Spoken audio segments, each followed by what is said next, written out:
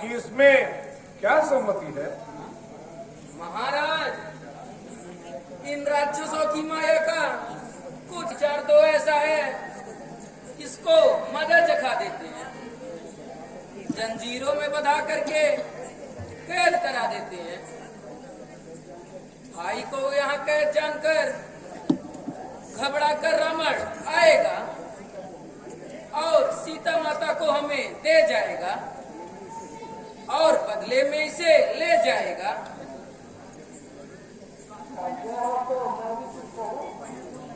हाँ हाँ, अवश्य कहो।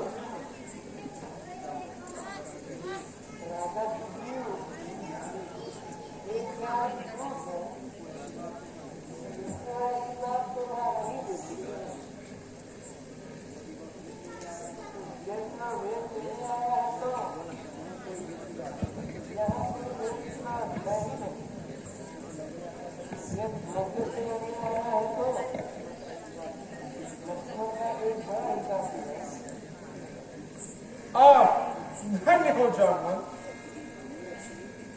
तुमने एक अच्छी नीति विचारी है। शरणागत को निर्भय करना मेरी प्रतिज्ञा है।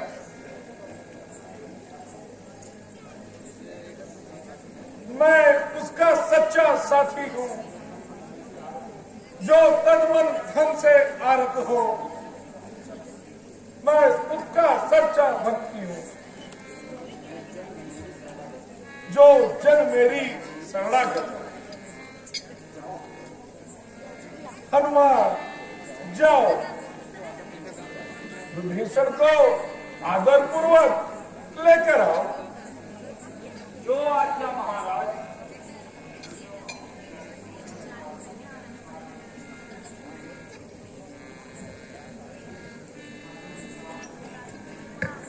दया मैं छोड़ कर तुमको भला किस की शरण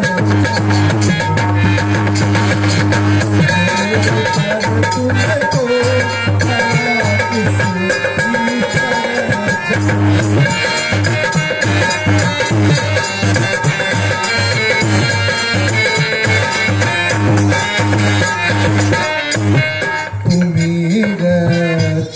तुम्ही पालक कहाँ तुम सा पिता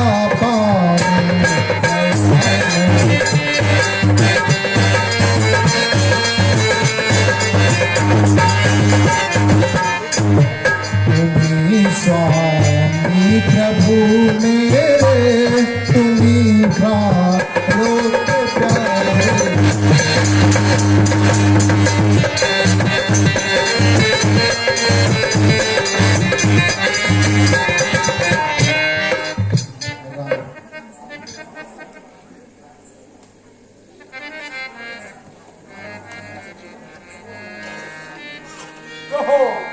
कहो लंका के स्वामी विभीषण, सब कुशल मंगल तो है ना?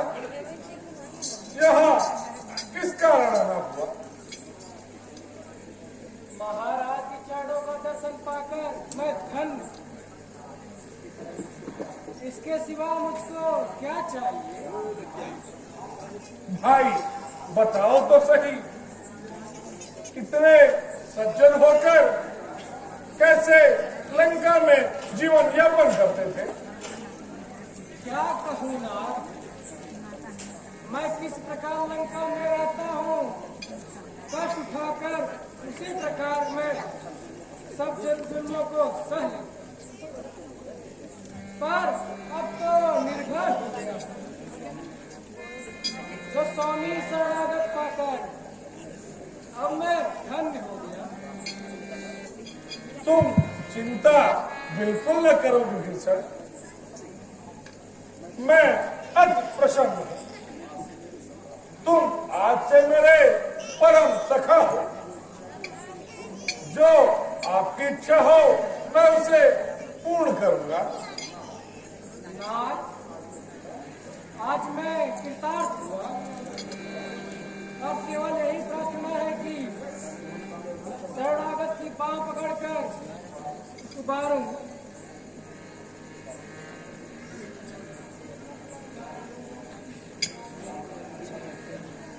अर्थात विभीषण अवश्य ऐसा ही होगा। यद्यपि तुमको इच्छा नहीं, परंतु मेरा दर्शन अमोघ है, यह कभी असफल नहीं जाता। हनुमान जाओ, समुद्र का पानी लेकर आओ। जो आज्ञा महाराज।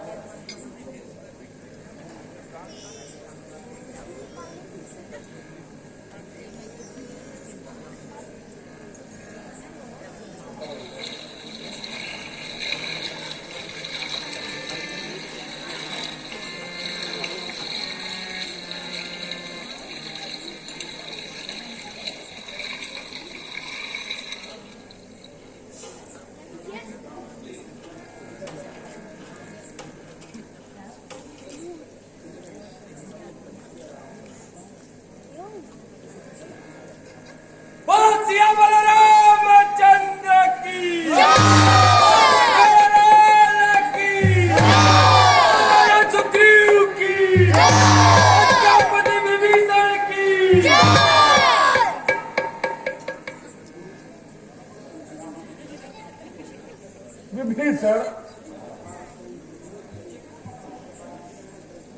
समुद्र पार किए हुए कई दिन हो गए, पर लंका का कोई समाचार नहीं मिला। लंका के सभी फाटक अभी तक बंद हैं। क्या क्या कारण हो सकता है जो रावण युद्ध में नहीं आ रहा? महाराज, रावण कोई साधारण नहीं है, बहुत नीतिज्ञ और विज्ञानी है। दरवाजे बंद है तो ये मत समझिए कि वो डर गया। मंत्रियों और सेनापतियों से सलाह करता होगा। नीति यही है कि शत्रु को भी प्रबंध करने की तैयारी करता है। भाई, मोहल्लत की राय तो ठीक है। सीता माता की एक एक घड़ी एक एक वर्ष के समान बीत रही है।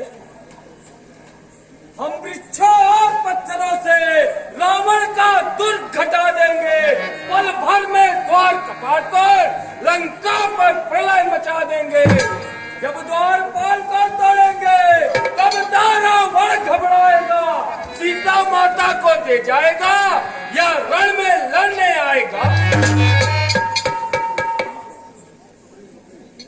ठीक है, इस तरकीब से तो जल्दी विजय होगी। फिर भी मेरी राय में दूत को ही भेजकर जानना चाहिए। मालूम हो जाएगा कि उसके अंदर कितना दम है। तुम बुद्धिमान हो हनुमान, बात ठीक कहते हो।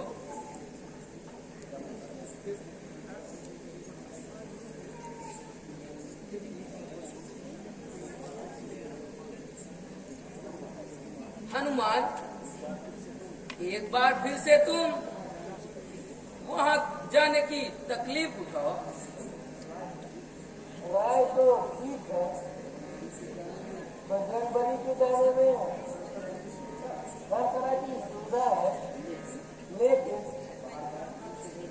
बार बार इसी को भेजना रावण समझेगा कि रामायण में बस यही एक वीर है और यही एक बहादुर है। इसलिए इस बार अंगद को हमारी इस्लाम के पूर्ण जोश है। अंगद, तुम मुझे एक पुत्र के समान हो, इसलिए मैं भेजते हुए बहुत डरता हूं। दूसरी बात, एक राजपुत्र को दूत का काम देते हुए सकुचाता। अब तुम ही अंगद अपना विचार कहो। महाराज,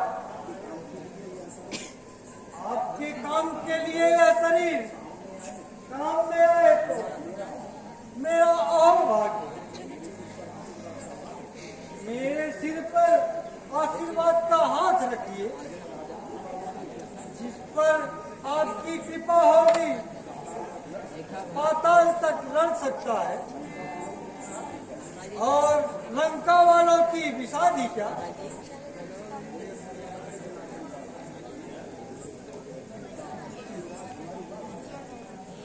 युवराज हमारी बात सुनो, उसको सीधे रास्ते लाना, और तुम्हें क्या समझाएं, तुम तो खुद ही अकेलवा।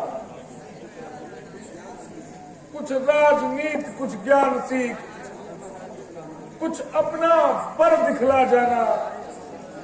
युवराज जहां तक संभव हो सब रफा दफा करके। और भाई, एक हमारा संदेश रावण से कह देना, मैं मूर्ख और दीवाना, वह तो सब बात समझता है।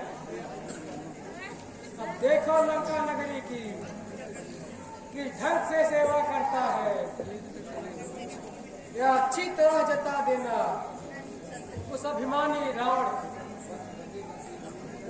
बस रहेगा एक विभीषण ही सारे कुल के दर्पण के लिए। बस